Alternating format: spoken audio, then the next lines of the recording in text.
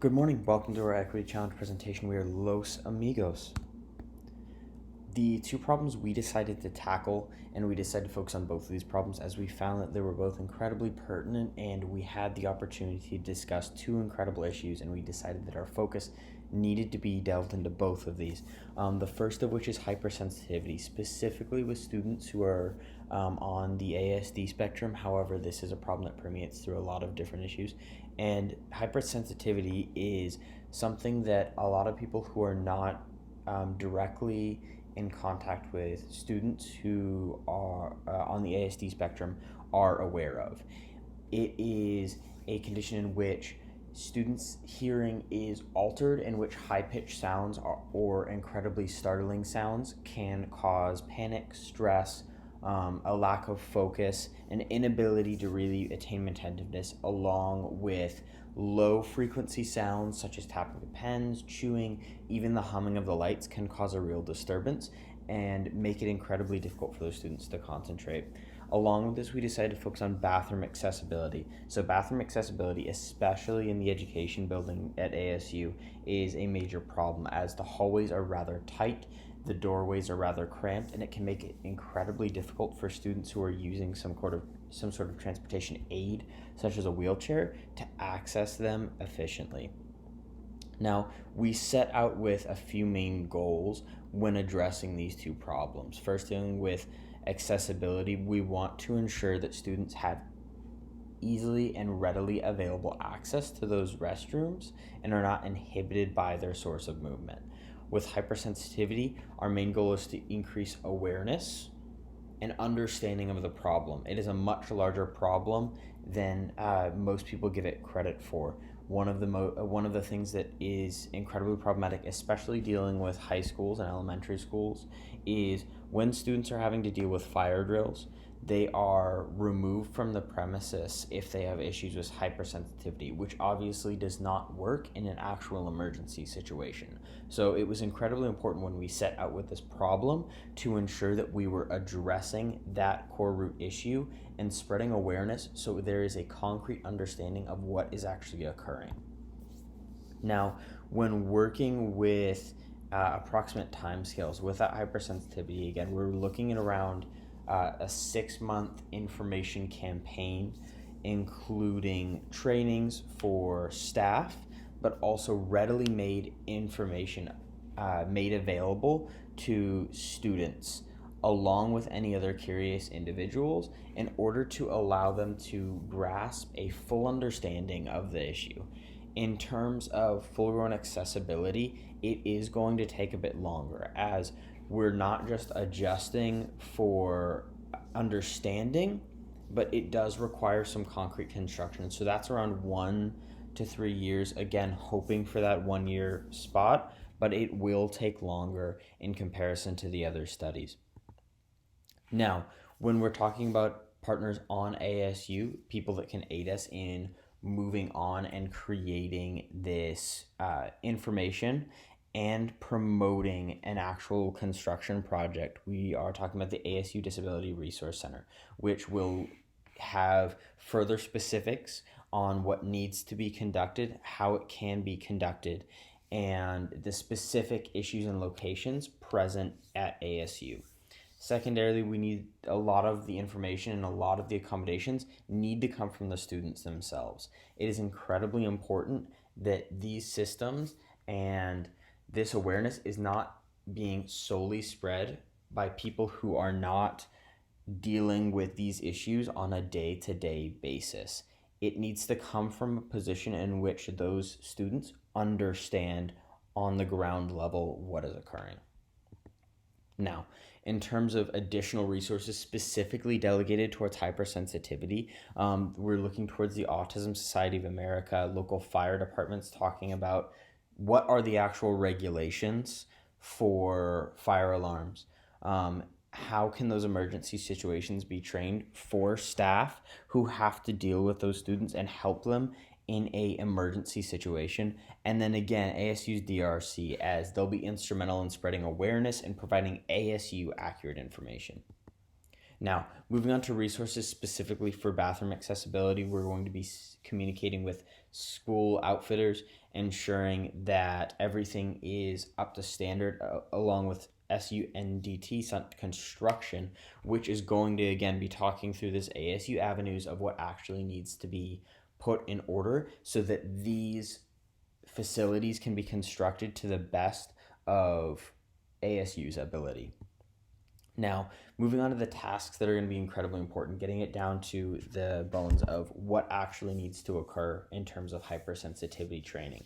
So, our first and primary goal is education. It isn't a very commonly understood issue that needs to be discovered and trained through and understood by the greater crowd. We want to first and foremost set up easily accessible, understood avenues of information for students. Those avenues need to be both widely available and present so that they are immediately viewable and in a location in which students will regularly pass, so there is a motivation to try to understand what is actually occurring.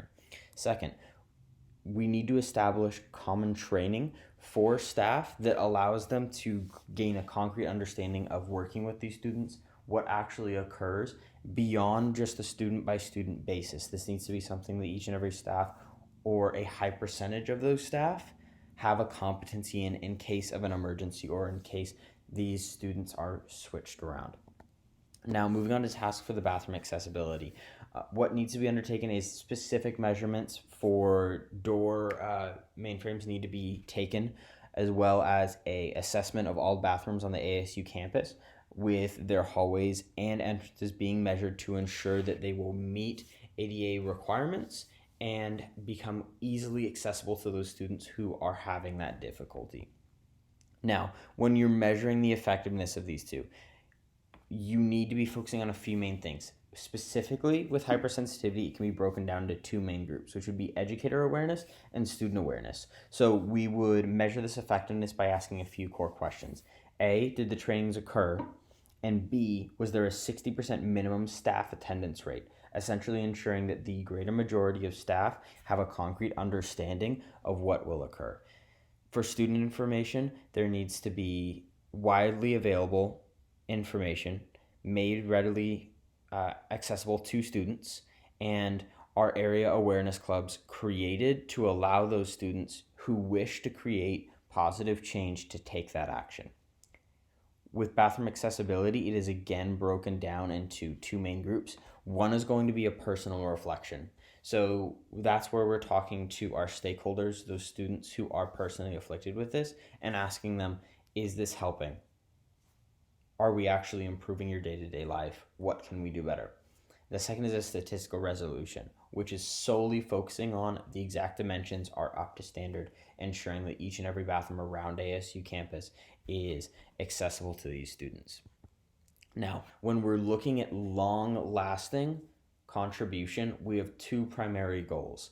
First and foremost, we want a concrete understanding and awareness among the ASU wider population of the additional hardships faced by our target demographics. No matter the issue, what is incredibly important is that the students on the ASU campus have an understanding of what genuinely occurs on a day-to-day basis. That leads in and creates our second primary goal, which is inspiring action through understanding to provide a safer playing field for each student. It is imperative, especially through understanding and education, that each student is provided the avenues in which they are able to have an opportunity to achieve what they set out to do. At our most bare level, we should be providing an equal opportunity, giving students that option, that capability to achieve what they have set out to do. Going through our experiences along the way, the project started off very open. It wasn't as focused and narratively complete, but over the next couple of weeks, we did begin to settle on a few set ideas and begin to really focus on hypersensitivity and furthermore bathroom accessibility. And through those, as we begin researching more and talking to more stakeholders, talking to people who have experienced this and people who have an understanding of this, the more and more we realize that these are two issues that both can't necessarily be plainly set apart and rather just need to be focused on to the best of our capabilities. The project beyond that, in terms of those two aspects, went very smoothly. In the beginning, we did have a little bit of communication problems, ensuring that everyone knew what was going on, when it was going on, and what needed to be completed. However, we went through a couple team meetings in the middle of everything and created a system that benefited us and allowed us to bounce back from that and create a stronger, more efficient team. Throughout this entire project, we have allowed ourselves to both create a greater understanding of the issues of our target demographic and allowed us to create a efficient workspace that we were able to pump out the work to the best of our abilities. That's what our project has been for this last half semester. Above all else, we have been pushing for the idea of understanding and education among the wider ASU community. And with everyone's help and pushing for this, really pushing for this, we believe that there's a concrete path that we can lay forward that will allow for positive growth and development among ASU.